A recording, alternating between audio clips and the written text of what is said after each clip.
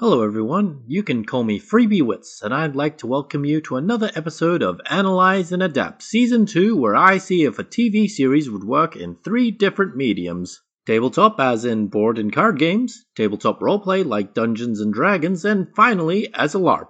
Don't forget to like, comment and subscribe, these little things really do help the channel. Today we're taking a look at Red vs. Blue. For those of you who don't know, Red vs. Blue is an internet series that uses a video game as its medium. Kinda like how cartoonists use ink to create their show. It follows the misadventures of the Reds and Blues as they argue, talk, and fight with each other. And when I say fight, I mean among their own team, that is. Seriously, I'm pretty sure there's a counter out there somewhere where they've been shot more by their own friends than their actual enemies. It's less Red vs. Blue and more like Red vs. Red who happen to fight Blues who fight Blue people. There's a lot of history behind the series, with the first episode airing back in 2003. For those of you who want to get into the show, I recommend starting with Red vs. Blue Reconstruction, which should fill out most of the details that you'll need for the rest of the series, of which there are 18 total. That said, if you can stomach the lower resolution and such, don't let it stop you from enjoying and watching the first seasons. Now, I know I'm saying seasons and series here, but it's more accurate to say movie. Sort of. You see, each episode is only a few minutes at most, and at the end of each series, or seasons, the creators compile them all, editing the scenes as they need to in order to make it smooth before releasing them all into a proper, straight-to-DVD movie. So with that out of the way, let's try to see how the Reds and Blues do it in a different medium. There are many board games based on the Halo franchise, from world-conquering strategy games to the humble yet capitalistically inevitable Monopoly port that mostly relies on luck. But we're not here to talk about Halo on tabletop. We're here to talk about Red vs. Blue, and Red vs. Blue isn't really about exciting, world-conquering armies and giant gunfights. Okay, that's kind of a lie. The army stuff does exist, but it's in the background, and there are giant kick-ass gunfights every now and then, especially when the freelancer characters get involved, but for now, for the sake of ease, I'm going to focus on the original cast and their original dialogue-focused shenanigans. Some of my favorite tabletop games don't involve many moving parts at all. Many of them simply use cards as vessels for arguments to facilitate a debate between friends. Trial by Trolley, Super Fight, and to some degree, Cards Against Humanity are card games that fall into this category. That said, I do prefer the other two compared to Cards Against Humanity. Nothing against it, poop jokes are just not really my thing all the time, especially if they're shoved into my face.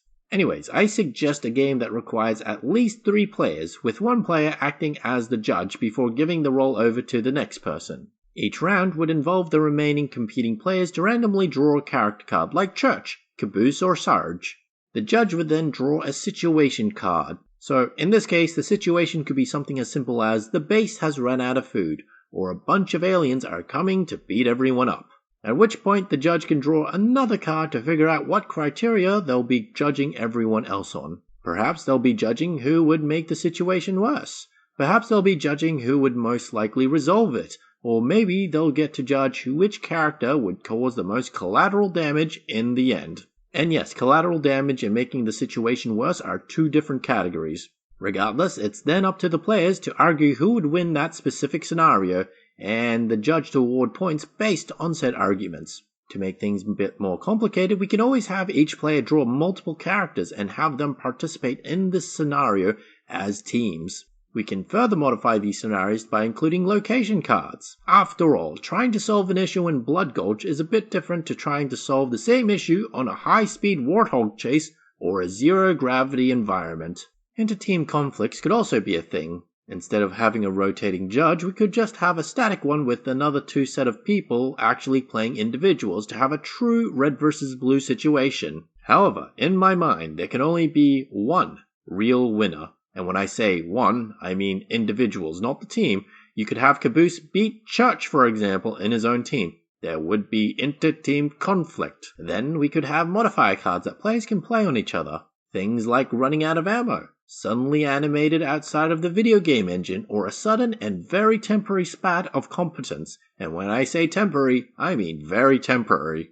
Either way, let's now move on to the next medium.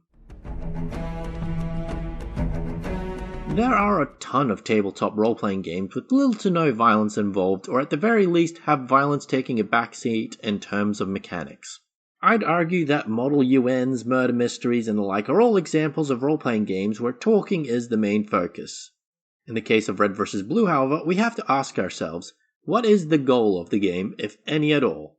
How do we adapt the series into a tabletop role-playing experience?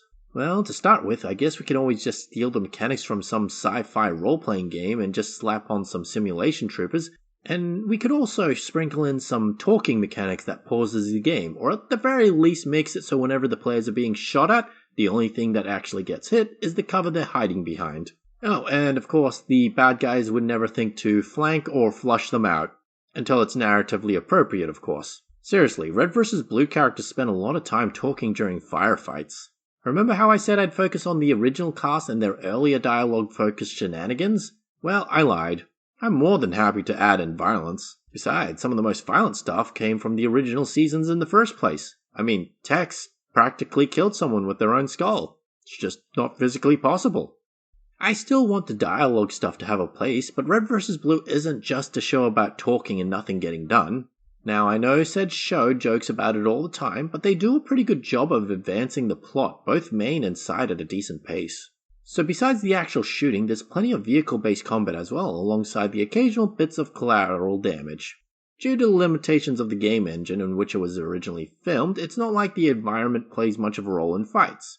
At least as I alluded to originally, not until the later seasons, in which they actually start using their own animators and 3D models, etc. But that's not what makes Red vs. Blue. It's not the talking or the fighting or even the Halo game engine that makes it Red vs. Blue. It's the writing and the characters. Without Caboose, Sarge, or Church, can we really say it's Red vs. Blue? Okay, the Freelancer Chronicles answers that question with a big fat yes, so let's move on to the writing and humor and ignore the part where I'm wrong. The problem with humor is that it's hard to write well, especially with how subjective it is.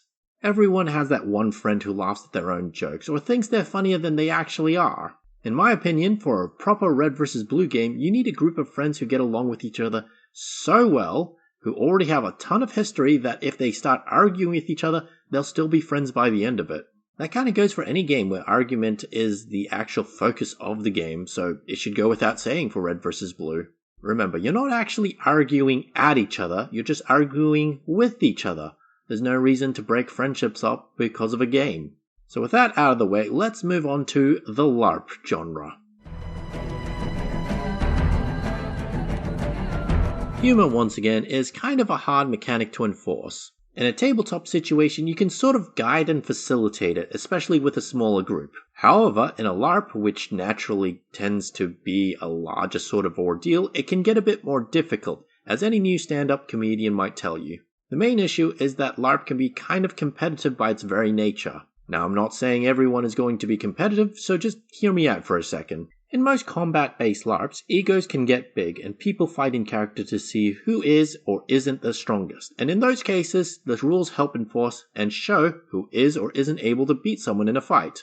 Even without combat, there are those who will try to be the center of attention no matter what, regardless of context. A game based around humor demands that someone overhears and laughs at the joke, something that's difficult the more participants there are. Now, once again, I'm not saying everyone will be shouting over each other to have their jokes heard, but enough people might try it that it could ruin the experience for others. Especially if we have people continuously regurgitating the same joke over and over again, like Tex beating someone with their own skull over and over again. Seriously, that's not physically possible. The whole point of a joke is that it's on some level unexpected, like Tex beating someone to death with their own skull. It's just not physically possible. I think I've made my point. If Red vs. Blue becomes a LARP, how many people would go in shouting catchphrases until it's no longer funny? Like the skull and Tex. Does that mean Red vs. Blue is doomed to fail as a LARP? No, I don't think so, but it'll take a lot of work to make it work. Like that skull and brain and Tex, yes. Moving on, mechanically speaking, there's nothing stopping players from shooting each other, nothing stopping us from implementing gel balls, airsoft, nerf darts, or whatever kind of LARP safe blasters are for the game. There's nothing stopping us from including HP mechanics and the like. General consensus says that high lethality LARP games encourage people to be diplomatic, but that goes against the argumentative spirit of the show. We want people to be angry at each other. We want people to argue with each other. We don't want people to be diplomatic. Yet, we don't really want people to keep shooting each other and have each bullet mean nothing. In that regard, we can only ask the players to behave appropriately, which of course opens up another can of worms. What is considered appropriate to the red versus blue setting is highly subjective. Some people might consider themselves early season purists, while others figure, with how broad the show is on how the characters can behave, that almost any action can be explained and excused. That said, if I personally had to run a red versus blue game, I'd give all the players subpar combat stats and then have NPCs as freelancers.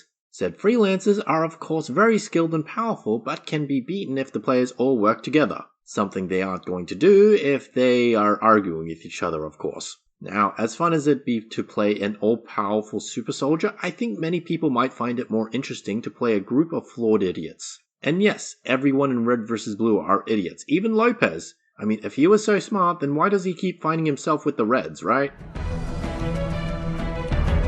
So that's my analysis of red versus blue and how it can be adapted into 3 different mediums. How do you think it'd work? Have any of you tried adapting any elements of the show yourself? And if so, how did it go? Consider leaving a comment, liking the video, and subscribing. Sharing it would also help the channel. My name is FreebieWits, and thank you for watching.